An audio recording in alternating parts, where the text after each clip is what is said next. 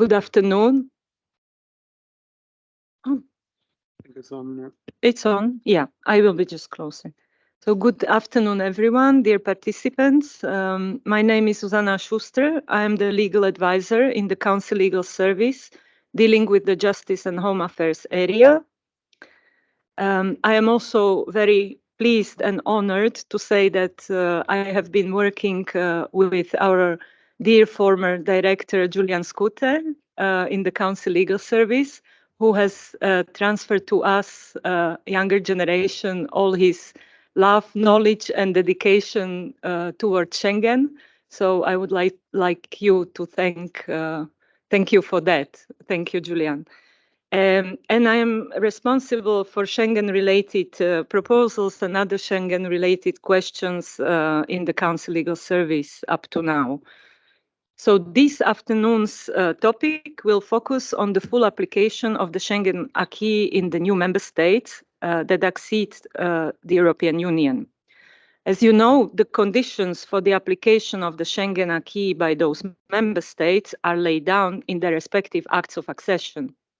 According to the applicable provisions, some parts of the acquis apply to those member states from the beginning, whilst other parts, namely those that relate closely to the lifting of controls at internal borders, they apply only after the verification by the Council that the necessary conditions have been met in those member states. On this note, let me introduce first our first speaker, Mr. Jonas Bornemann, who will give you first a detailed overview of the conditions of this process and will focus on the challenges that this process still represents today for Bulgaria, Romania.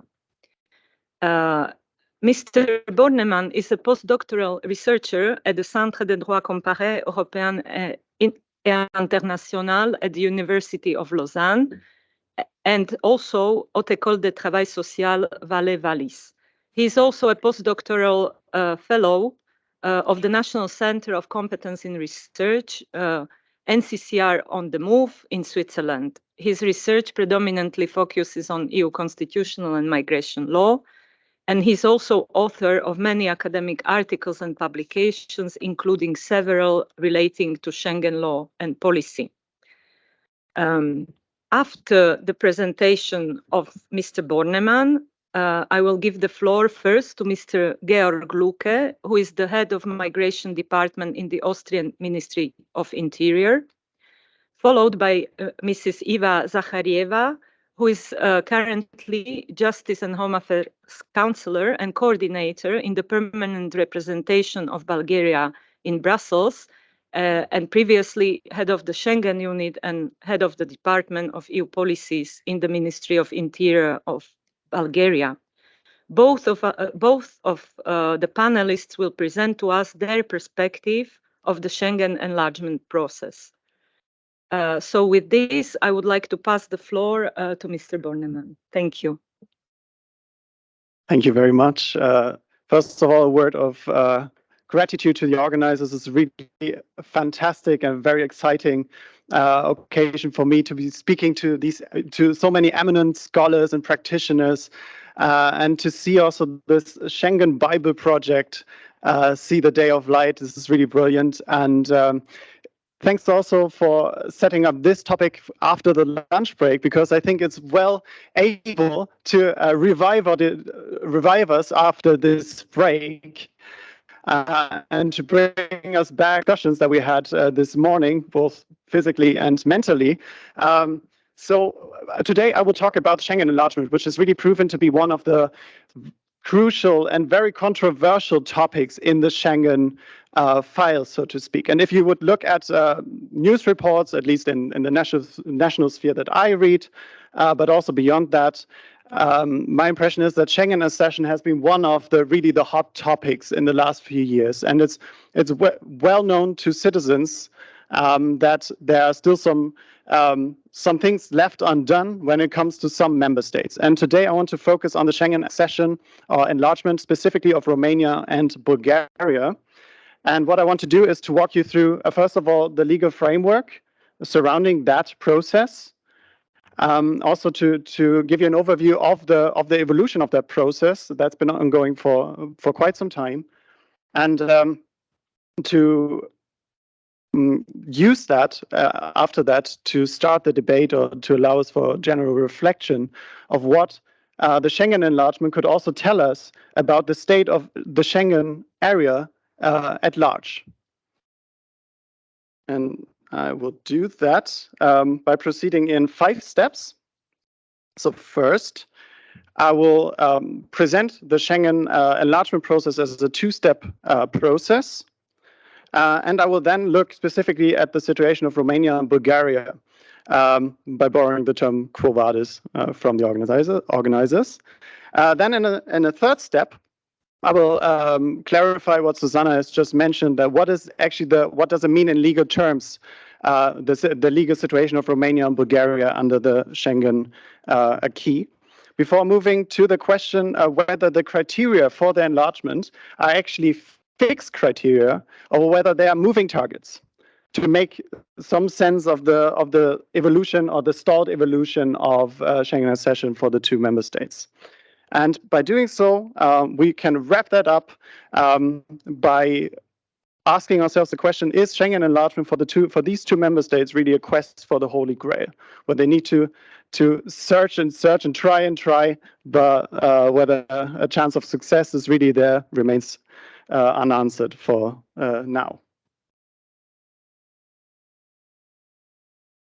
Already before the supranationalization, if you will, of the Schengen acquis, or the Amsterdamization, as Fabian Lutz has put it, the Schengen accession has been designed as a 2-step process. And very broadly speaking, that process centers on first of all, the verification of readiness of the member states that want to accede to the Schengen area. And second, on a decision in the Council. And we see that design mirrored also with a view to the Accession Act of Romania and Bulgaria in Article 4, where it says that the application of the Schengen, the full application of the Schengen acquis should also only take place pursuant to a Council decision after verification in accordance with the applicable Schengen evaluation procedures, end of quote. So we see also here is essentially the same type of procedure that is envisaged. Now, let's zoom in on these 2 steps. First of all, we have the first step, which is the Schengen evaluation. The general legal framework for that is nowadays laid down in a Council regulation, 2022-922, which replaced the previous instrument rather recently, actually. However, when we talk about Romania and Bulgaria, those member states are not subject to the general legal framework, but instead the Schengen evaluation mechanism regulation says that their evaluation has already finished and they have successfully proven their readiness. So they will not be subjected to the general framework under these Council regulations as they were revised. But how this Schengen evaluation takes place is essentially that we have an evaluation body at the time of Romania and Bulgaria. That would be the Schengen Evaluation Working Group. Nowadays, it would be the general Schengen teams, or Schengen evaluation teams. But at the time of Romania and Bulgaria, it was still the old legal framework. And they would be able to choose from a non-exhaustive list of aspects that they want to investigate to verify the readiness of these 2 member states, and then determine those criteria. Now, once that is done and their readiness would be verified in the first step, we come to the second step, and that is the Council decision. And as most of you are probably aware, that issue here really centers around the unanimity requirement in the Council, that the unlocking of the full application of the Schengen acquis for Romania and Bulgaria can only follow a Council decision that's been taken in by a unanimous vote. But that's a procedural aspect, and there is also a substantive aspect that I think is quite vital to discuss this topic, and that is which considerations should actually inform that decision. And we could argue that maybe this really is about the criteria in step one, but you could easily also argue that here other aspects can come into play. And I will talk about this in greater detail later when we talk about the fixed or moving target criteria. But what has been proposed by some is that this council decision should also be informed, for instance, by the assessments that are carried out in the cooperation verification mechanism that's currently being phased out in favor of the rule of law report by the Commission. So there are other criteria than the ones used by the Schengen evaluation in step one that could become or that could attain importance. So that will be the general structure of that process. And if we take a step back and we look at this from a bit of a more analytical perspective, I would argue that both steps demonstrate or point to the fact that there might be different logics underlying the ones. So the first step, to me, sounds like appears to be give the impression of a rather technical evaluation, as opposed to the second point, which would be a political decision in the council. And that mirrors really well what we've discussed this morning, that political decisions are really a recurrent feature of Schengen, and that this type of ownership that was mentioned this morning of certain actors involved in Schengen is a feature that has marked Schengen from the outset.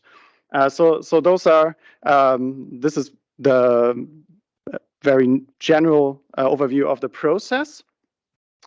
Let's move on then to the situation of Romania and Bulgaria, and I will give you just a quick run you through the evolution of their stalled accession. And this is a bit selective, and I notice it's also quite small on the screen, but I mention it nonetheless. So we have a declaration of readiness of both the member states, suggesting that they would be ready to start their evaluation in 2008 or 2009 respectively. So with that date, evaluation started, and that process took until June 2011, where the Schengen evaluation came to a close, and the competent evaluating body concluded that Romania and Bulgaria are sufficiently prepared to apply the provisions of the Schengen acquis in a satisfactory manner. Even though some remaining issues still require additional follow-up efforts, they do not constitute an obstacle to full application of all parts of the Schengen acquis. So we see this is not unequivocally positive, and there's still a qualification, if you will, in that conclusion. But they say both member states are satisfactory. They are sufficiently prepared to apply the acquis in full. Curiously, however, following that technical assessment or technical conclusion, the Council acknowledged the fact that this technical phase of the process has been finalized. However, they made very clear that they are not at that moment in 2011 adopting a unanimous decision to lift the restrictions imposed on Romania and Bulgaria. Instead, we saw that two member states expressly opposed accession, the Netherlands and Finland. And it's been reported, and also from what I read, there can be an argument, there's an argument to be made that other member states would also be opposing the accession of Schengen and Romania at that time, even though they didn't expressly say so. And after that, you see there's nothing on that timeline happening between 2011 and 2017. Of course, there were still ongoing negotiations and all that. But my impression is that things really got overwhelmed by a perpetual mode of crisis, where really Schengen accession was not the prominent aspect on the table at that time. And when I started looking into this, 2017, 2018, I was just a young, really young scholar, being optimistic, and I thought maybe this is changing. Jean-Claude Juncker was speaking of a window of opportunity that should be seized and tossed right open. And for a while or so, I thought, okay, this is really interesting. We had 2 decisions in the Council that would lift some of the restrictions imposed on Romania and Bulgaria, namely regarding the use of databases or the access of databases. And that refers, on the one hand, to the Visa Information System, the VIS, where the Council decided to grant passive, that is read-only access to Romania and Bulgaria. And a bit later, the full application or the full availability to these 2 member states of the Schengen Information System. And at first sight, that really looked like, okay, now things are moving, and we're moving towards a full application of the Schengen acquis for both of the member states. However, it's important to bear in mind that this was adopted in the context of the proposed entry-exit system regulation, where Romania and Bulgaria were intended or were supposed to apply that system as well at the external borders. And in order to do that, functionally speaking, they need to have some access to these databases to operate to work this system effectively. And that, in my understanding, is really the background to those Council decisions. And of course, the prominent latest events, if you will, were towards the end of 2022, where Croatia eventually joined the Schengen area as a full member, but Romania and Bulgaria didn't. And that was because of the opposition of Austria and Netherlands this time. And ever since that date, the discussions are still going on. And what I read in the newspapers, but I'm not sure, like we've discussed this before already, the prospects of Romania and Bulgaria joining maybe end of this year, maybe early next year, is floated around. The idea that border controls might be lifted at airports towards the end of this year, and land borders in January 24. But that might also be just hearsay and rumors, and I think this would be an important aspect to discuss later also with experts and insiders. Now, when we talk about the situation of Romania and Bulgaria, I think it's important to reflect on the legal nature of that status. And in cultural science, there's often this talk of liminality. This is a situation in between. You're not really in a group, for instance, and you're not really out, but you're in a rite of passage that's going on, and you're somewhere in between. And I think the same type of thought or the same notion could also be applied to the legal situation of Romania and Bulgaria when it comes to their Schengen accession. So in the act of accession, we see that it says that the Schengen acquis is fully binding on Romania and Bulgaria, but some elements thereof cannot be applied until the Council lifts restrictions. So that introduces a distinction between bindingness on the one hand and applicability on the other hand. And I always found this a bit complicated to understand what that means in practice. So it took some time for me actually to understand what exactly this means on the ground. And it means, first of all, that checks at Romanian and Bulgarian borders follow the Schengen rules on external border checks. There has been some work that's been done to simplify the procedures at those external borders through voluntary recognition of documents that Romania and Bulgaria would recognize, for instance, Schengen visas. And we saw this the necessity to adjust their access to the databases in the context of the putting into practice of the entry and exit system at external borders.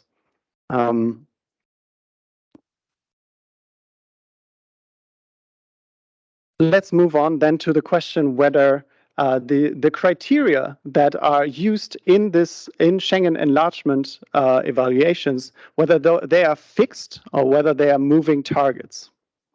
And we've seen that in the Schengen evaluation, so that will be the technical aspect, the technical first step of the enlargement procedure. that was indicating a sufficient progress. That was based on certain criteria that the evaluating body had pinned down, including data protection, police cooperation, visa issuance, land protection of borders at land, sea, and air borders, and the ability to operate the Schengen information system. Now, over the last few years, we have seen that in addition to these technical evaluations, other considerations have come into play or have been proposed explicitly or implicitly by political decision makers in the Council. And I will use just a quote by Mark Rutte as an example, but we find similar statements by other political decision makers as well. So Mark Rutte, the Netherlands Prime Minister, was saying that Romania and Bulgaria must implement all the necessary measures: rule of law, fighting corruption, independent judiciary. And you do see the discrepancy between the more technical criteria in the Schengen evaluation, so the first step, and those I would say more foundational criteria in the political arena. And to tackle the question whether this is whether these are additional criteria or not, there are essentially two views. So the European Parliament, for instance, says this effectively introduces new criteria to the ones that we already had after those member states in question had fulfilled these criteria. So that's the position of the European Parliament. On the other hand, you could also argue in defense of political decision makers in the Council that surely corruption is one of the prerequisites of an effective border management, for instance. The rule of law and effective judicial protection, for instance, is really underlying everything that's been affirmed in the Schengen evaluation. So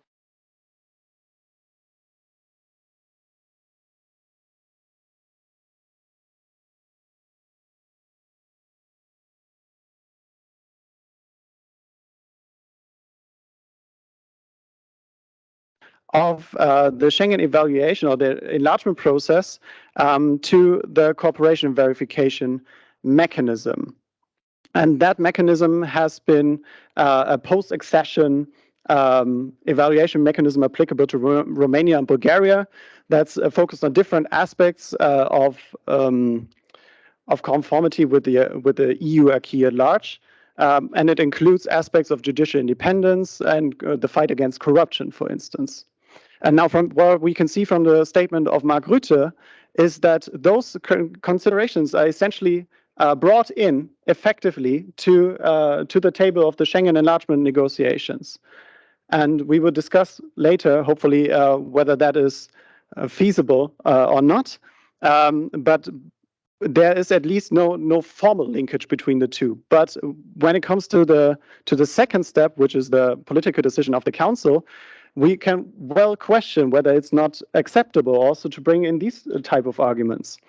And as the CVM, the mechanism for cooperation and verification, is phased out by the Commission, this role would probably be superseded by the rule of law report that would address similar topics as well. Which brings me to my second point on the question of whether these criteria are fixed or moving targets. It's this idea that the Council, in adopting a political decision, has what's termed in English law the prerogative, so a very large ability to decide what considerations should be taken into account, which ones are not so important, and this, I think, is really crucial. Also, what I learned from the debates this morning, that the political nature of decision making looms large, really, in Schengen governance, and it cannot easily be dismissed. So, against that backdrop, I think it's important to have a debate whether considerations other than the ones brought up by the Schengen evaluation in the first step of the procedure can be taken into account or not. And this brings me to a reflection whether this idea of having a list of criteria that could be ticked and then achieved is that even a possibility to bring about mutual trust that is needed between the member states. So is this modus of evaluation that the Schengen evaluation, the technical one, stands for, is that enough to attain mutual trust or gain mutual trust between member states or not? And as empirics indicate, at the moment it doesn't seem to be the case. So we cannot sidestep really this political nature of the decision of the Council when it acts in its prerogative. That, however, need not be the end of our analysis. To say, okay, it's a political decision and we can't do anything about it, we can't say anything about it. This is really not enough. Instead, I want to give you 4 indications of how we could make sense of the situation that we see with regard to Romania and Bulgaria at the moment. And those are not mutually exclusive, but they can overlap. And I use those also to then open up the debate after this impulse.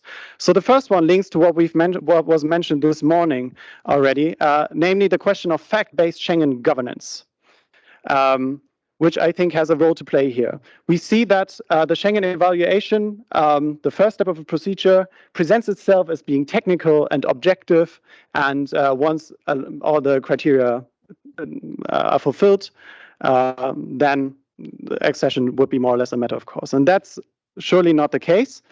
The first issue is one of accuracy of those findings. We've seen that already in the Schengen evaluation, there was one qualification saying, okay, there's still some follow-up to be needed. There's also the question of comprehensiveness, whether, for instance, in 2011, there was no explicit mention of rule of law problems, of impairments to judicial independence, for instance. So it was, one of the questions would be, does the Schengen evaluation really cover all the aspects that it should have covered? And then, of course, the question whether this information is outdated. Owing to the elapse of time that we've seen since 2011, new developments can really call into question what the Schengen evaluation system has brought to light in 2011. A lot of things have happened since then. So that, in my point of view, would be the first way of looking at the stalled accession of Romania and Bulgaria. The second one relates to functional considerations, and by that what I mean is specifically the idea that Schengen accession could also be used as leverage, as political leverage, to pressure Romania and Bulgaria to adopt certain reforms. For instance, when it comes to the judicial independence in those countries, Schengen accession is, of course, a very weighty argument to sway these member states to adopt changes. But we also see that some of the distinction between applicability and bindingness of the Schengen acquis has also run into some practical problems, as was epitomized in the context of the entry-exit system, that if those member states do not have access to the VIS, then they can't operate the entry-exit system. So for that reason, the Council had to move for functional reasons, if you will. A third way of looking at this is the argument that the accession of Romania and Bulgaria is actually inhibited or impaired by the current state of the Schengen area itself. And that view, in my point, from my perspective, is clearly epitomized by what the Austrian Chancellor Karl Nehammer was mentioning on Twitter. So I put this onto the slides, but I'm not sure you can read it, and it's in German, so I will translate it. At least the important part for our purposes is the Chancellor of Austria says, the Schengen area does not work, and it cannot be expanded at the moment. And that, for our purposes, would raise the question, so what is Schengen accession of Romania and Bulgaria even linked to the performance of these two states? Or is it more linked to the well-being, the viability of the Schengen area at large?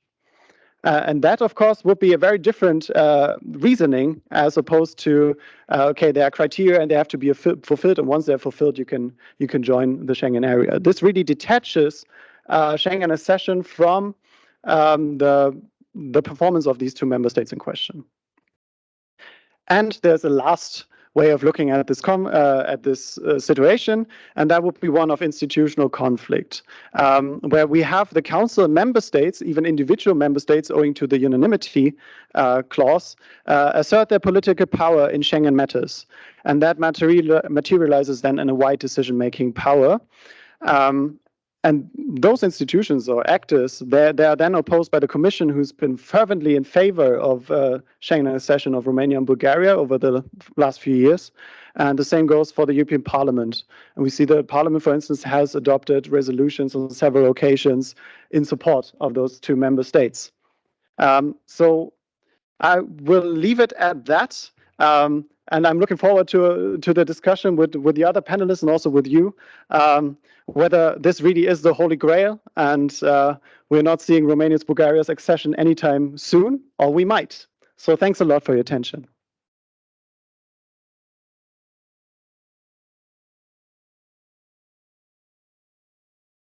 Thank you very much, Jonas, for this presentation. I think I'm very pleased to have listened to you and to have the perspective from someone who is not really involved in the process itself, but from the academic perspective. And I think that you very well addressed the main questions that are there, because in fact the criteria for the accession or for let's say for the full application of the Schengen acquis by any new member state are fixed, and they should be clear, and I think they have been clear so far for other member states, for the 10 new member states joining previously. They were also clear now for Croatia, more or less, but as you say, it is not so much about this legal provision, but it is more coming to, let's say, the considerations that are additional to those that are foreseen in Article 4 of the Act of Accession for Bulgaria and Romania. And I think by outlining those also in terms of questions, we will now have the pleasure to listen to Austria and then to Bulgaria's point of view and about how they see the process and about how actually they consider to I mean, how in their view, I mean, we could successfully achieve rather sooner than later the Schengen accession of Bulgaria and Romania, because I think that is the objective, despite of your last comment. I think that is the objective of everyone, including, I think, Schengen member states and including the fact that Bulgaria and Romania joining would again rather contribute to resolving the issues of the additional complexity of the fact that they only partially apply the Schengen acquis and still do not have the right to benefit from the full membership in the Schengen area and from the lifting of controls and internal borders. So I'm happy to give the floor to Georg Lucke, who will give us his perspective, or the perspective of Austria, if I may, or one of those, followed by Eva. Thank you. Thank you very much, Zuzana, and thank you, Jonas, for that excellent presentation. I can actually pick up where you left off, the tweet of Karl Nehammer, which quite accurately summarizes the premise of the Austrian position. And so the Austrian position on Schengen enlargement is not aimed against any single member state, but towards addressing systematic deficits and challenges in the Schengen area. So to be very clear, there's understanding in Austria from the Chancellery to the Ministry that the objective is to improve the Schengen area as a whole and not to achieve any form of bilateral concessions from Bulgaria, Romania, or anyone else. This really is about Schengen. So what do I mean with that? The fact is that the Schengen acquis has developed and grown significantly in previous years, and this progress is rightly highlighted and recognized in the Commission's recent State of Schengen report. However, despite this progress in so many policy areas related to Schengen, there is still a gap between the Schengen area's overall objective of securing the single market and free movement and the reality regarding external border protection and secondary migration. And this Schengen gap is relevant because Article 3 of the Treaty of the European Union links Schengen and the absence of internal border controls with, I quote, appropriate measures with respect to external border controls, asylum, immigration, and prevention and combating of crime. And Mr. Lutz also highlighted existing direct links between Schengen and Dublin, for example. And it is no secret that asylum, external border controls, and immigration policy are not yet fully developed policy areas. And this gap, this Schengen gap, simply describes the fact that not all policy areas linked to Schengen are fully functional. So, firstly, this results in high levels of asylum applications in the entire European Union. Last year, close to 1 million asylum applications. And it was actually Vice President Jonas who said, when introducing the new pact on migration and asylum, that the biggest driver of illegal or irregular migration to the European Union is the lack of a European migration and asylum system. So clearly, secondary migration drives irregular migration to the EU, and this is a challenge for the Schengen area. Secondly, this so-called Schengen gap also concentrates asylum applications on a small handful of member states, which are not located at the external border and which should actually not be under this level of migration pressure. To understand this phenomenon, I briefly want to touch upon Dublin, the so-called lost child of Schengen, as it was described earlier today. Dublin, needless to say, used to be embedded in Schengen, and for many years, Austria and Germany were implementing Dublin at the external border before the Eastern Enlargement. Dublin and Eurodac are very important tools to manage migration in the European Union. Unfortunately, however, their implementation has progressively decreased over the previous years and are at an implementation level of maybe around 20 or 30% across the European Union. This means that a majority of asylum seekers can freely choose the member state of destination, and a free choice asylum model is incompatible with the kind of migration policy that the Schengen area requires. Free movement in the Schengen area is linked to the right of free movement, which does not apply to irregular migrants or asylum seekers. And this is also a security question. The de facto free choice model for so many asylum seekers is why Germany and then France last year faced the highest number of asylum applications in the European Union, closely followed by Austria at fourth place, behind Spain in third place. And in fact, since 2015, Austria has processed a number of asylum applications equal to the combined total number of asylum applications of 14 member states and granted protection equal to the combined total of protection statuses granted of 18 member states. So that clearly there is an imbalance here. Austria on the one hand, 18 member states on the other hand, when it comes to protection status granted. This is also why several member states of destination like Germany, France, Sweden, Denmark, Norway, and Austria have reintroduced internal border controls since 2015. If we accept that external border protection and asylum policy, particularly Dublin, are systematically relevant to the Schengen area, we must also accept that Schengen is facing systematic deficits, and this justifies action from an Austrian perspective. So, looking at the Council decision at the 8th of December, what were the driving factors that led to the Austrian position? Well, very concretely, last year was a very difficult year for Austria. We had quite a localized migration crisis situation linked to visa liberalizations in Serbia, a surge of applications that came that actually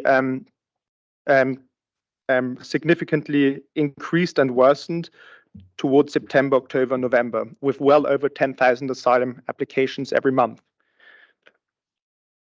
So these were record numbers. Only 25% of asylum applications launched in Austria were previously registered in a different member state. So this made Austria also de facto first arrival member state. And this also makes Dublin out transfers impossible for a majority of asylum seekers in Austria. At the same time, Austria faced a big increases in Dublin in requests because Of course, people also move onwards. Reception and accommodation facilities were full despite huge increases in capacities. We housed over 90,000 people, and this forced the government to temporarily revert to tents in autumn. So as a result, at the time of the December Council, the Austrian migration and asylum system had reached a tipping point, close to a loss of control. And then the Council and the Austrian veto on top of the Dutch veto. So where are we now, and what is the way forward? From an Austrian perspective, we need less asylum applications, more Eurodac registrations, and more Dublin out transfers. So this means that we really require progress at two levels. First of all, EU level, we need the legislative asylum and Schengen reforms. Austria supported the historic compromise earlier this month, and also supported the Schengen Borders Code and Screening Regulation, of course, support a compromise towards the end of the legislative period. And many say that the pact will make no difference and those numbers will continue to be high. But actually, I disagree. I see tangible improvements in the new pact. The Eurodac and screening regulation should lead to more registrations at the border. The asylum and migration management regulations with solidarity elements and the responsibility elements should lead to an improvement of Dublin or the responsibility system. And then we have the mandatory border procedures and the asylum procedures regulation addressing absconding at the external border. So this is an important aspect. Secondly, we also need this technical and operational progress in the external dimension when it comes to returns and external border protections. And crucial elements here are the Western Balkan action plans and the action plans in general, which were passed progressively since the end of November last year, the European Council conclusions of the 9th of February 2023, as well as the upcoming discussions in the European Council this week. And we sincerely appreciate the hard work of the Commission services in this regard. On a second level, bilaterally, Austria is also working very closely with Bulgaria and Romania.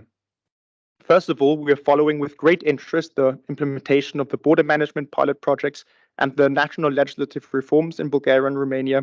There have been several expert-level exchanges on best practices. Austria is also supporting Bulgaria operationally at the external border with personnel and equipment, following a call from the European Commission to do just that. We have completed bilateral action plans on combating illegal migration with Bulgaria as well as Romania. And we are implementing several bilateral agreements to strengthen migration and police cooperation, following ministerial delegations to Sofia and Bucharest in January and April this year, respectively.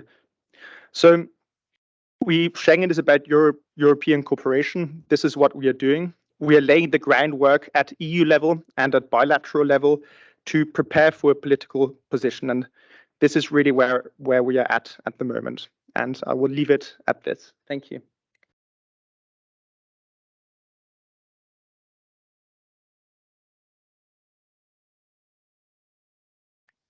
Thank you very much. Now I give the floor to our second speaker in the panel, Ms. Iva Zakharieva from the Bulgarian representation. Thank you, Zuzana, and thank you for having me here. It's a great pleasure for me to be among you. Before I start with my speech, I just want to repeat several statements made during the morning session and now by Jonas. The first one was Schengen has never been stronger as it is now. The second one is political issues need political negotiations. And the third one is that Schengen criteria are moving targets for Bulgaria and Romania. Now, on the subject, I will speak what happened after 2011. During the last decade, the Schengen system has been put on test by different challenges, like migratory pressure, COVID-19 pandemic, and the war in Ukraine. These challenges affected also the Schengen enlargement process.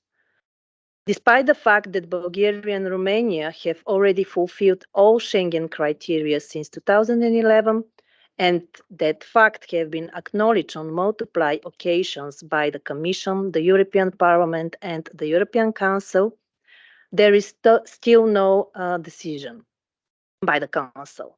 Indeed, Schengen enlargement is a two-step process. The first step is the requirement to meeting the accession criteria, and the second step is the political decision by the Council from all member states applying the Schengen acquis in full.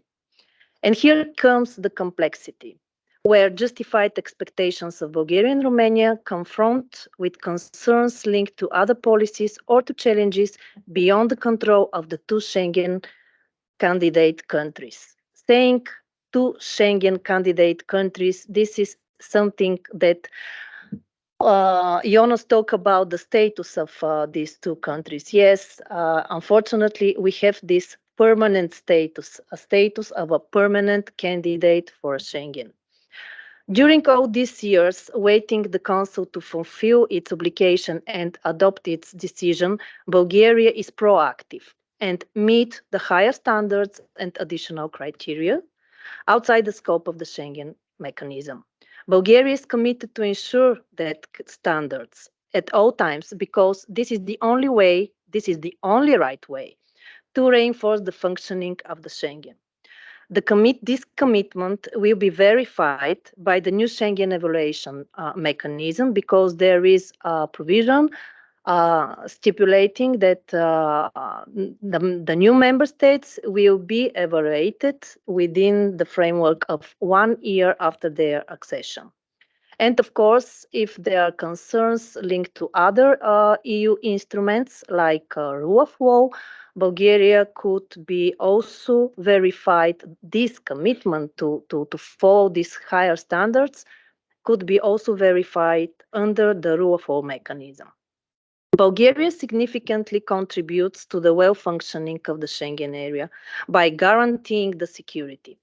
Bulgaria is fulfilling its responsibility to ensure an effective response to different challenges by correct implementation of the legislation, strong cooperation with the neighboring third country, and cooperation with the member states.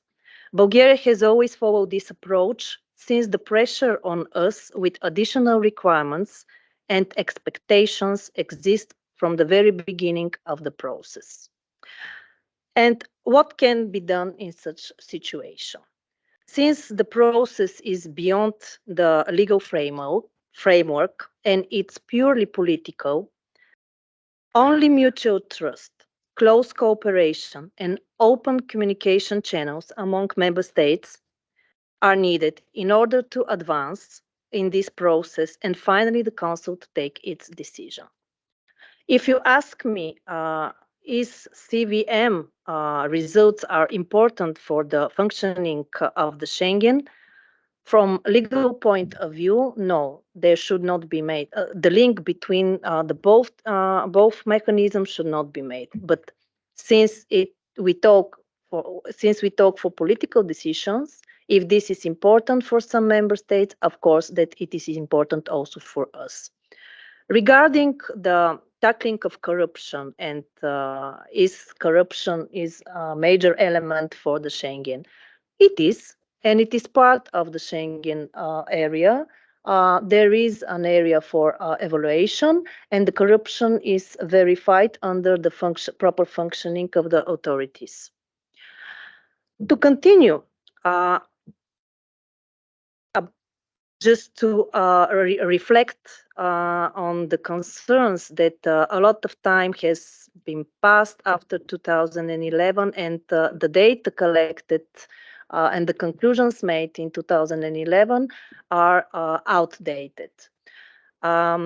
In order to support member states to make a subsequent decision on the full application of the Schengen acquis in Bulgaria and Romania, and also to give opportunity for the member states to update this outdated information, and also to strengthen the mutual trust, Bulgaria and Romania voluntarily hosted a fact-finding mission last year.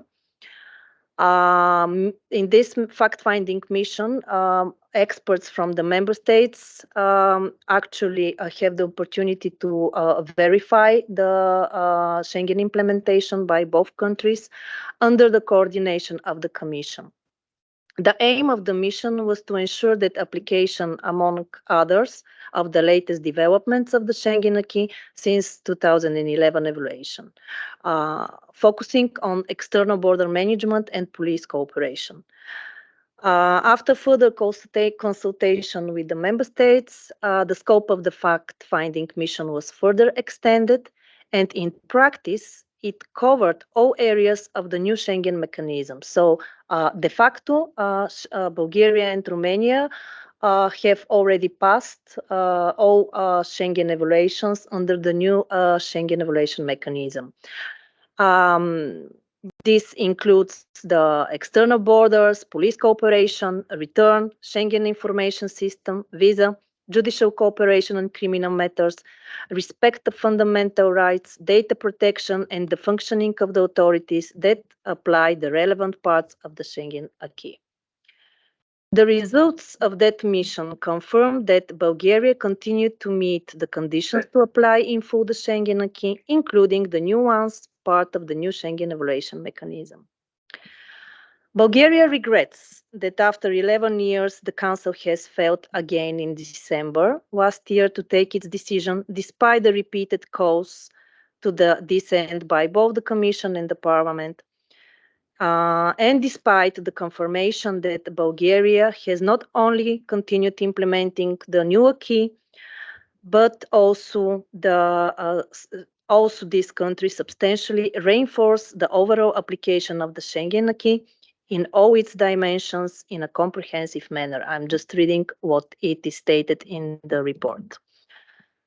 Our understanding is that Schengen system should be adjusted to the new realities instead of postponing its enlargement with the arguments that Schengen is not working well or further developments are needed in other policies. Many achievements have been reached to improve the functioning of the Schengen area. For example, the political guidance and cooperation in the Schengen have been strengthened by setting the new Schengen governance system. Important EU legislative instruments have been adopted, like the new Schengen evaluation mechanism and the new architecture of EU information systems and their interoperability. Others important acts are pending adoption regarding the border control, exchange of information between the law enforcement authorities. This will also improve the functioning of the Schengen, and others. Progress have also been achieved in the area of migration and asylum management, not only as a draft acts. I'm talking about also implementation. And there is a progress also with in the cooperation with third countries. All these developments improve the functioning of the Schengen area. And a very good example for this is that the numbers in the migratory situation and the asylum applications actually are decreasing now, and we hope that this will be the reality for the future. Bulgaria also contributes to the common efforts for better addressing the internal security challenges. My colleague from Austria mentioned already that we are implementing an action plan.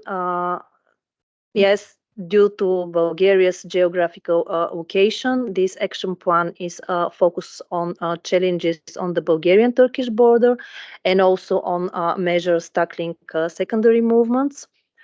The plan also contributes to further enhancing the cooperation and to guarantee that Schengen is not put on risk. European agencies are also engaged in the implementation of this action plan, and the results of the cooperation under the action plan showed that adding the Bulgaria's highly trained, prepared, and dedicated staff to the collective efforts for management of the Schengen area will boost border management and security in EU as a whole. I will continue with another good example for the Bulgaria's high-level commitment and support for sustainable migration management solution at EU level. I'm talking about the pilot project that is implemented. It is in the area of border and migration management, also focused on Bulgarian-Turkish border. The project has been implemented since March with strong operational and technical support of the Commission and the key Home Affairs EU agencies. To conclude, Bulgaria shares all the responsibilities and obligations, but not all the benefits of fully fledged Schengen member states. I hope that Bulgaria will soon receive the recognition of all its efforts and contributions to the proper functioning of the Schengen area, and our membership will become reality. Thank you for your attention.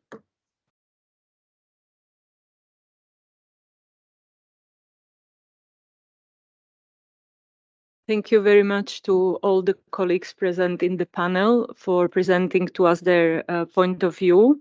I think this is a very topical discussion, and I am sure that there are many people in the public who would like to ask questions to either of our speakers. So please, I immediately open the floor as the time is running, and you may have to ask your questions. Thank you.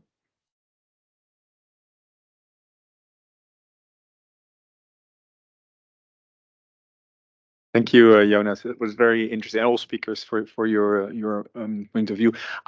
The one thing that strikes me, and sorry, this is more an observation than a question, and I hate that, but it seems like apart from lifting the internal border controls, Romania and Bulgaria are pretty much members of the Schengen area, applying a large part, apart from the visa and the borders. And then that requires some trust. So I just want to point out the contradiction that there is in allowing countries that supposedly aren't ready into sensitive and important systems, and yet not taking the last step. And then to add a question to it, though, how do you see this in relation to citizenship? Because my argument would be is that you deprive the citizens of member states of the full benefit from their citizenship, which sits very uneasily with the equality between member states, I would say. Thank you.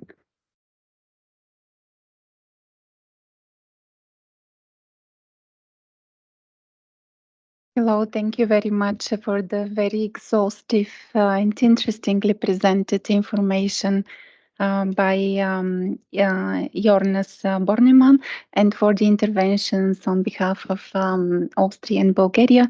My name is Valeria Ilareva, and I'm a member of the Odysseus Network from Bulgaria. When we read the statement by the Minister of the Netherlands that Bulgaria needs to improve the rule of law, the fighting against corruption and independent judiciary, this, to me, this sounds good. But is there a list of concrete criteria that you have in mind? Because each person can imagine different things when we hear that. For example, in the statement of today, you rather focused on the management of external borders and the aim not to have a big number of asylum applications. And also my insider's testimony is that indeed Bulgaria is really focusing on border management. And the border police is really doing their best. They have become extremely good experts in identification of false documents, for example. My observations as a legal practitioner in Bulgaria is that a migrant can pass many EU countries, but once they pass through the Bulgarian border police, a false identity document is detected. But this constant focusing on having less number of entries, less number of asylum seekers, is leading to something that is contrary to the rule of law. And it is leading border policemen to commit human rights violations, very severe pushbacks, that if we look at the testimonials that are also documented, we have had documentaries by renowned journalists recently published. In our practice, we also receive such signals of cases. I don't want to go into details now in order not to sound as an activist, but indeed the result is not rule of law. So this over-focusing on having a small number of entries, the result is human rights violations. You wouldn't want us to do that. So back to my question, is there a concrete list of things that you want these two countries to accomplish in order to reach the goal of being favorable to the Schengen area? Thank you very much.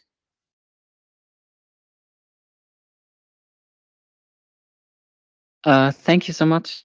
Thank you so much for the two presentations, Stefan Salomon, University of Amsterdam. I would have two questions. The first one would go to Georgi Luke, and the second one would be a bit for everyone. So the first question is that, so the Ministry of Interior argues that there is a gap between a reality and legal aspiration of Schengen. I'm not sure that I exactly understand what precisely this gap should be. If the gap is a number of arriving asylum seekers to Austria, numbers have actually fallen from 2015 to 2020 from 88,000 to 14,000. How low should the numbers be? 50, 500, 5,000 until this gap ends? If it is irregular entries to external member states, how low again should this number be for that there is no gap anymore? If it is secondary migration, I'm afraid that this would be based on a wrong premise. Dublin has always worked a bit like work on strike. If everyone sticks to the rules, the system stops functioning. So again, my question would be, what exactly is this gap between legal aspiration and reality? The second question is a bit a follow-up on what Jorit had asked. As Schengen is also about EU citizenship, the non-full application of Schengen to Romania and Bulgaria also raises questions of rights of EU citizens and therefore also possible legal actions, in particular actions such as failure to act by the Council.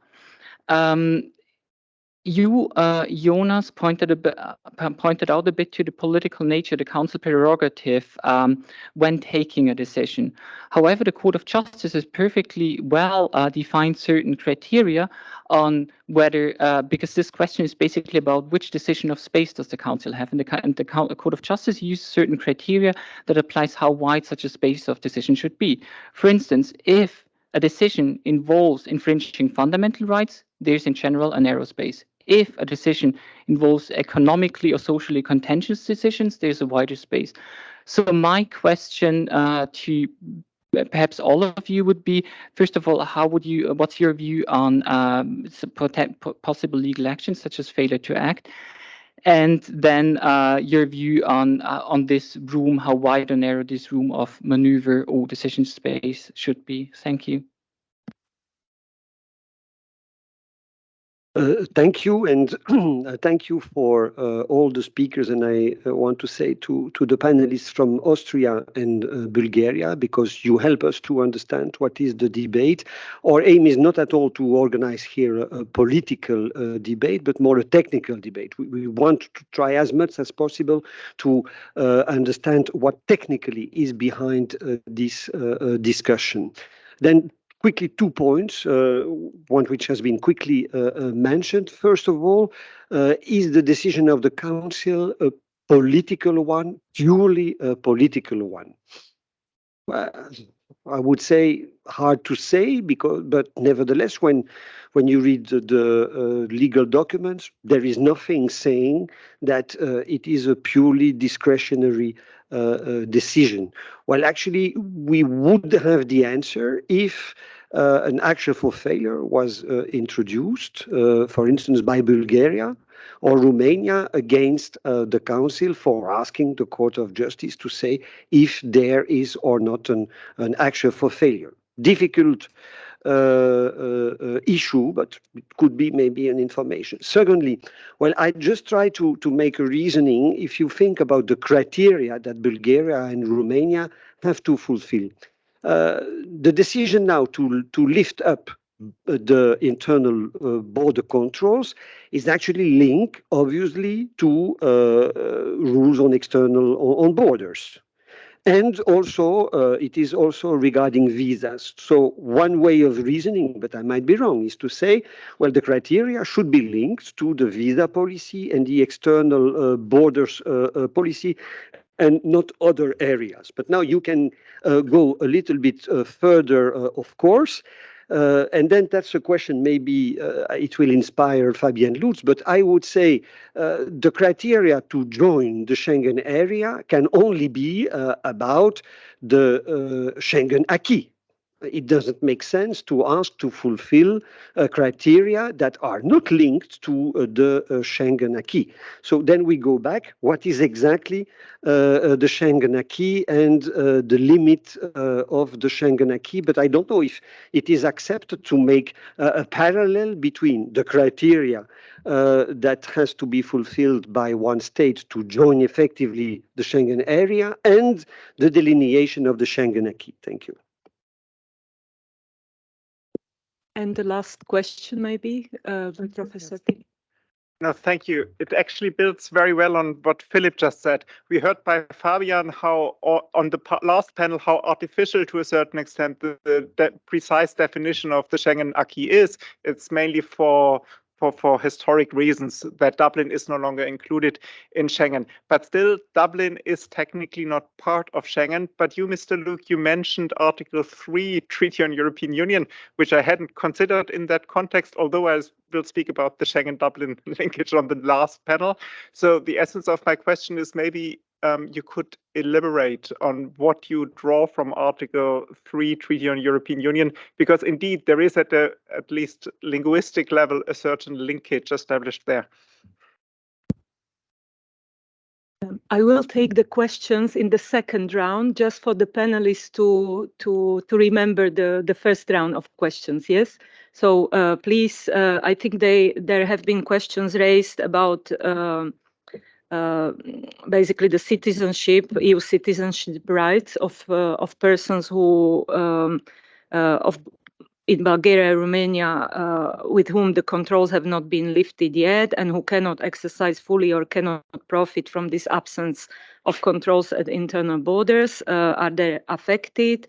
Then also there has been a question about the if there is a list. I think this question, especially to Austria, but also maybe to you, if you think that these are particular things that are linked to the application of the CVM or other criteria, or if it is really, let's say, subjective and again linked to the political decision and to the prerogative of the member states to try to find criteria for themselves in a way.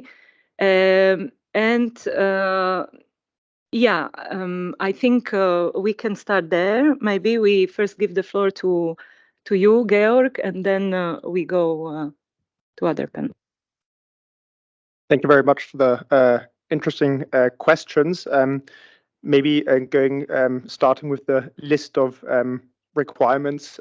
As I mentioned at the beginning, it's more of a systematic criticism towards the Schengen area, not towards Romania and Bulgaria. Therefore, there is no list of requirements, and I mentioned important aspects will be what we'll be looking at are the numbers, the registrations, and the functioning of the entire system. And the position, I can also at this point maybe say that I cannot really give you a timeline or anything because the position is really outcome focused and not time bound. We are looking for improvements in the system. To explain this Schengen gap that I mentioned, asylum applications all over the European Union went down during the pandemic, but this was really an external factor. What we have actually seen, rather than a systematic decrease, is a systematic increase since the 2015 migration crisis. Numbers after the pandemic have bounced back. Last year, 1 million asylum applications. I believe in 2015 it was 1.2 million. And in Austria, we actually had more asylum applications last year than in 2015. So the fact that numbers are going down progressively is, I would actually disagree with that fundamentally. I think that we are seeing them going up systematically because of several factors linked to globalization, air routes, travel, exactly.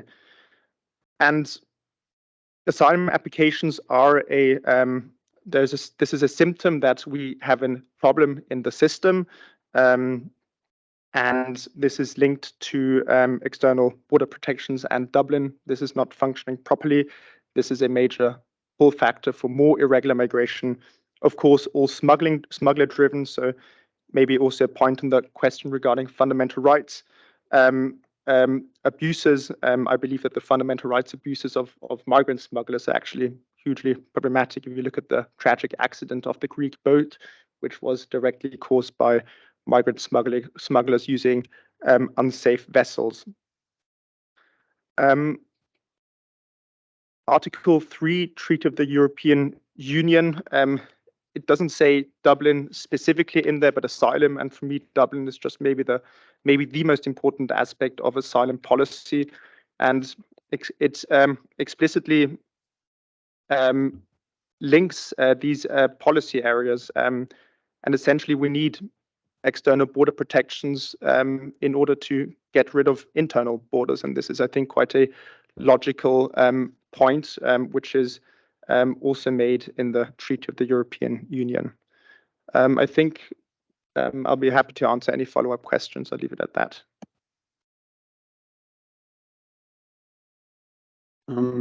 Thanks for the questions, and I will start maybe with the one raised by Jorit, or maybe it was a reflection rather than a question. But yes, what the situation of Romania and Bulgaria means is that a lot of Romanian and Bulgarians will, as EU citizens, will feel as like second-tier citizens. And this is something I think decision makers in the council should be quite aware of, linking to what we discussed this morning, that free movement of EU citizens was really at the heart of Schengen integration. So I think that's important. This spatial experience that European citizens or EU citizens should have is temporary, if you will, pause there. It's still in the process of being realized and materialized, and this only gets worse the longer it's stalled, or the longer the process is not coming to a successful end. So I think that is important. Regarding the question of Stefan on the possibility of legal starting litigation against this inaction, for instance, I always find it very difficult to extrapolate or to anticipate what the Court of Justice might do. But of course, I thought about this as well. Also, is the fact that the non-adoption of this decision is taking so much time. It's quite a prominent example. However, if that was if you wanted to try that before the Court of Justice, you would have to show that there is a sufficiently precise obligation that you can derive from Article 4 of the Act of Accession. And here I would be cautious whether that's in fact the case, because the provision only says that after the adoption of a decision of the Council, it doesn't say really more about that. It's just very very short in words. So I'm not sure whether such legal obligation could be really derived from that provision. But I'd love to be proved wrong here, right? So it's just something that I'm not entirely sure of. And then the third question by Philippe, or maybe that was also a remark, but this idea of is it even legally acceptable to say the political decision is informed by aspects that go beyond the Schengen acquis or not. And I still don't have a clear answer to this, of course, but after hearing the presentation of Fabian Lütz this morning, who was presenting this really as an onion and the aura of Schengen, maybe it's not that easy to draw a clear line really between, okay, we can draw a clear line between the Schengen acquis and non-Schengen acquis, but this functional linkage, so to speak, would rally in favor of the argument to say, okay, there should also be considerations that go beyond visa policies and the Schengen acquis proper. But again, there I'm not entirely sure whether that's the right way of looking at this. Yeah. Thank you. Yes, about the citizenship and how Bulgarian citizens are feeling when we talk about Schengen. So Schengen enjoys support of the EU population, but not for the Bulgarian society.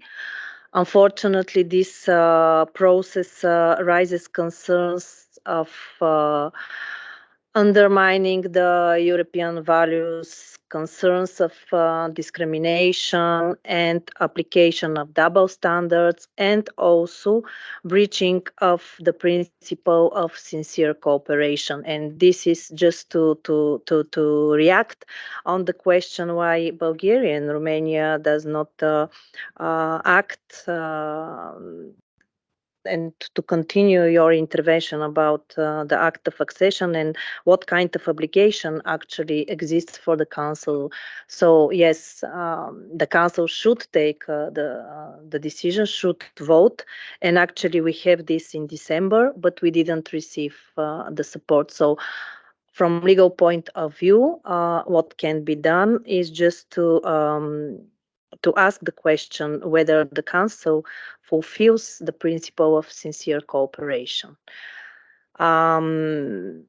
Regarding what is technically behind the issue, so from Bulgarian perspective, these technical issues, this is not more a question.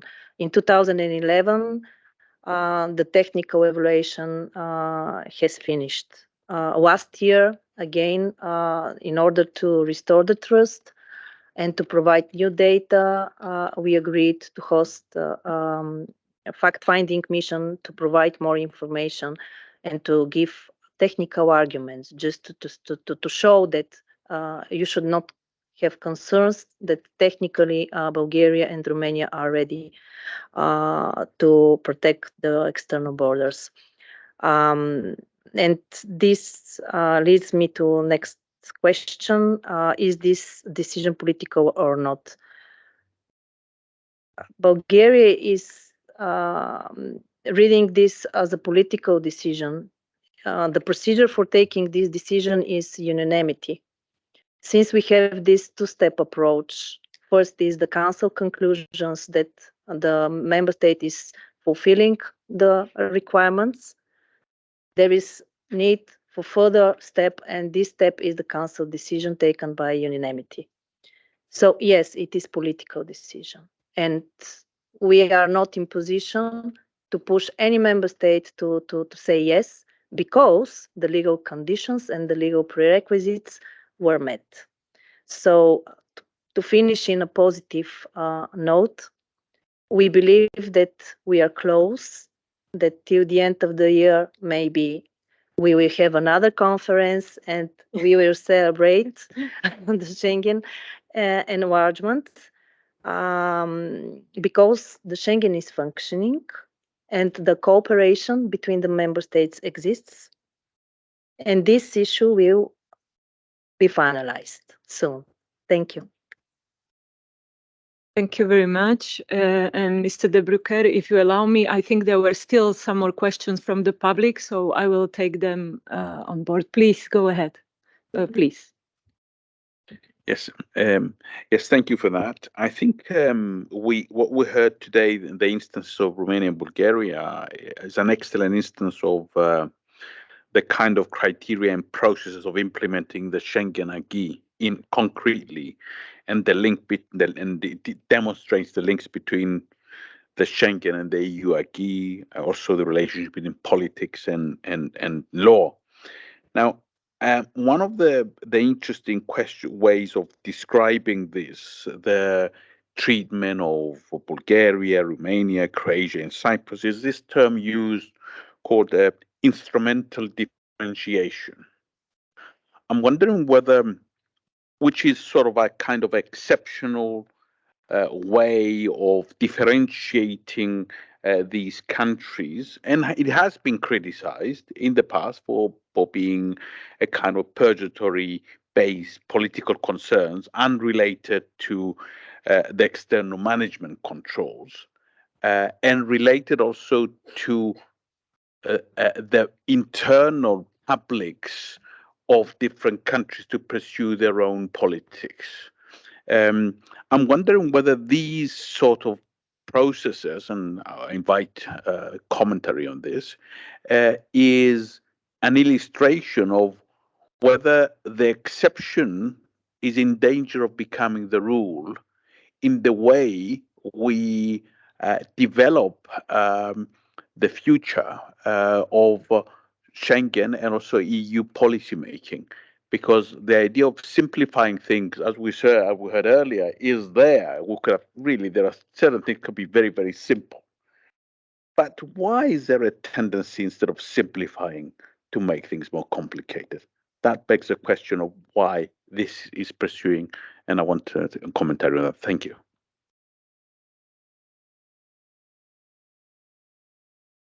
Thank you for the excellent presentations. I have a short question to Jonas. You made the point about bindingness and applicability, and analyzed in a quite interesting way that the applicability is depending on also external criteria, as the Parliament says these are external criteria. What would you say is your position when you interpret the acquis? Is it internal or external? I think my personal opinion is external criteria, but there are arguments for the other interpretation as well. And a short comment to the Austrian position.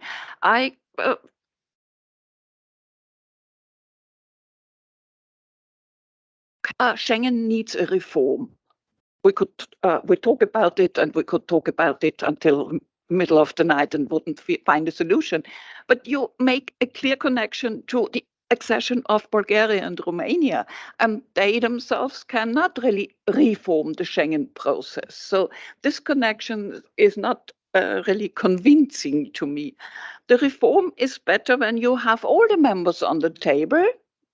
I would say that's not a legal argument. You can blame me, but I'm arguing in a discipline where I'm not an expert. But it's better to reform it when you have all the members fully present and not some potential members who have responsibilities but not the full privileges of the membership.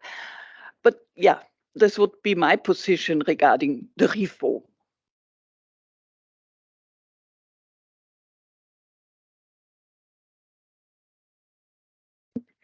Thank you. My name is Iris Golden-Along, University of Zagreb, Faculty of Law.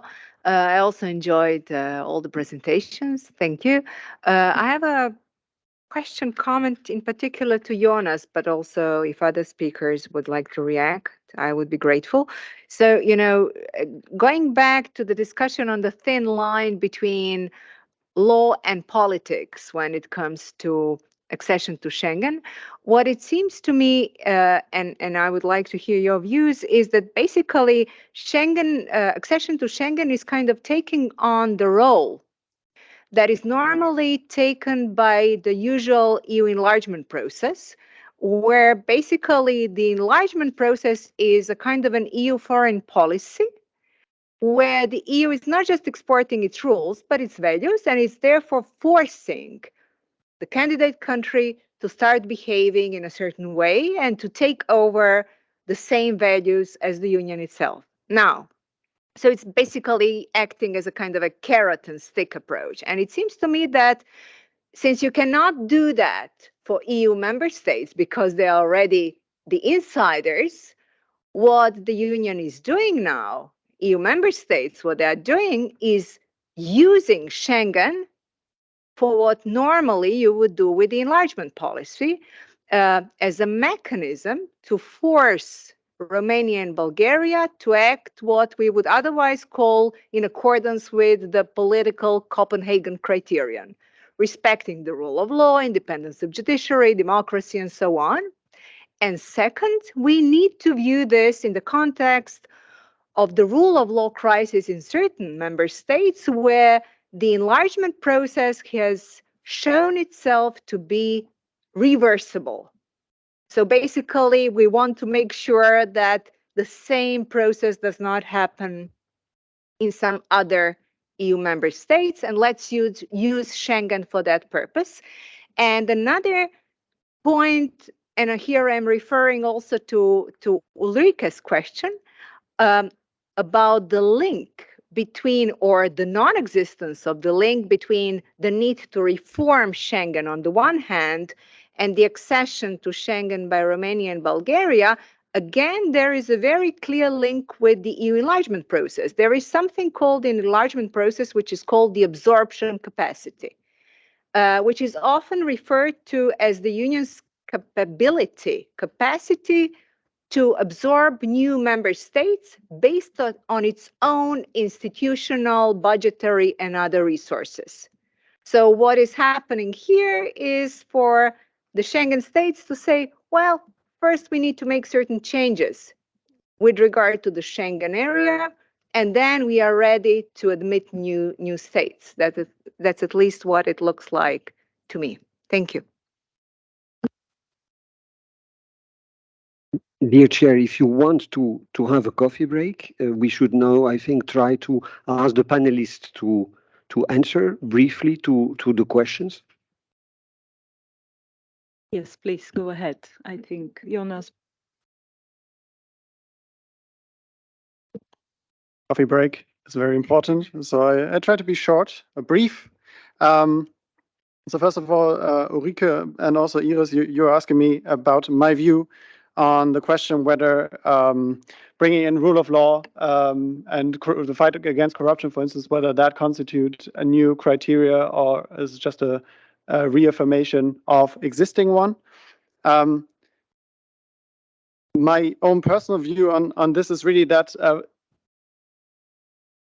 can have a detrimental effect or negative effect on external border control. But corruption can exist also in other aspects of everyday life that are not at all connected to what Schengen governance is about or migration governance. So I think the argument that is raised there makes some sense when it comes to very specific instances where, let's say, a border guard is being bribed and you can detect that, for sure. Then it's really affecting that would play out negatively probably for Schengen enlargement. So my view probably is that this argument, whether it's these are additional criteria or not, we should really look more in detail what exactly are the arguments based. So we cannot sweepingly refer to the rule of law backsliding in Romania to make a case against Romania's Schengen enlargement.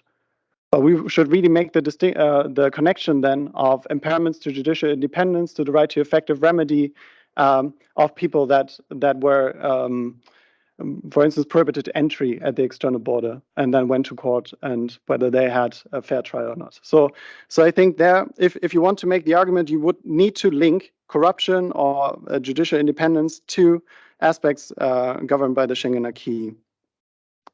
Then Iris, I'm just in entire awe of your insights. So yes, I do very much agree that this mirrors in many respects the pre-accession conditionality, and that is something I will take with me, and I do not have good comments on. So I will leave that at that, and yeah, maybe I pass the floor just to the other speakers.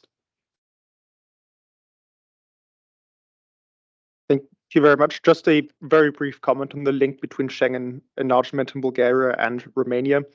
The only answer I have to that is that politics works in mysterious ways. It was a political decision to provoke a reaction. We have seen this reaction with 2 European Council discussions for the first time since many years, actually, on migration. That is all I can say to that political decision. Thank you. Thank you very much. Thank you very much for all questions. If I may briefly conclude, I would say that, in fact, Article 4 of the Treaty of Accession, as the predecessor of this article for other member states, has been designed in a way that the Schengen accession basically happens very quickly. So first of all, the member states were asked to apply the Schengen acquis, the big parts of the Schengen acquis, including the external borders, police cooperation, return, and other provisions immediately. There should be an evaluation, and after the evaluation, when the Council has concluded that the conditions in all those areas of the Schengen acquis that already were applicable by the member states were met, the controls at internal borders should have been lifted with this member state. So this process was meant to be actually following each other rather quickly. We have come to this situation today where we have a discrepancy of 10 years, and therefore all these questions come from. But having said that, let's say from a practical point of view, from the Council's point of view, we think that the only criteria, legal criteria that should be actually used for this is whether the member state fulfills the Schengen criteria and not other criteria. So everything that is on the top of it and everything that we are discussing now, including the link to the CVM, including the overall not working of the Schengen area, for us, this would be political considerations that one or other member states may raise. But legally speaking, the criteria of Article 4 are clear, and we should not interpret into those criteria other issues that have nothing to do with Schengen. And when it comes to the scope of Schengen, also, it has been very interesting what Fabian has explained today, but still, currently, the legal situation is such that we have a very specific a determination of what Schengen acquis is, and if we want to change it, we would need to start not with the Bulgarian-Romanian decision, but really changing the scope of the Schengen acquis for internal rules before we then can impose on other member states that they have to comply with other provisions. It is also a question of simply equality between the member states. Why Bulgaria and Romania should fulfill other criteria than that all other previous Schengen member states had to fulfill. This would simply, this would be against equal treatment of the member states in a way. And therefore, for us, the answer would be that the only legal way to see this is to make the link with the Schengen acquis, and all the rest is a political decision. And if the court, if somebody eventually launches an action against the Council, we are ready basically to discuss in front of the court and see how the court sees it. And if there would be a chance that, but then still those member states still will have to adopt the decision, even with the judgment of the court who would say, yes, indeed, Bulgaria, Romania has a right to join and has a right to have the controls at the internal borders lifted. Finally, it would still have to be the Council who would have to adopt this with the unanimity, because this is the current rule for the moment in the Act of Accession. But of course, there are many lessons to be learned eventually for the future, and eventually for the future, as you said, absorption capacity when it comes to the new member states, potentially that eventually also these rules, knowing this example, could eventually be considered that, for example, unanimity would not be applied anymore, but at least there would be a qualified majority, which would then be easier to achieve. But Thank you again very much to all the speakers and all the participants. It has been a very fruitful discussion, and we all hope that in a very near future we can see Bulgaria and Romania being truly part of the area without internal border controls. Thank you.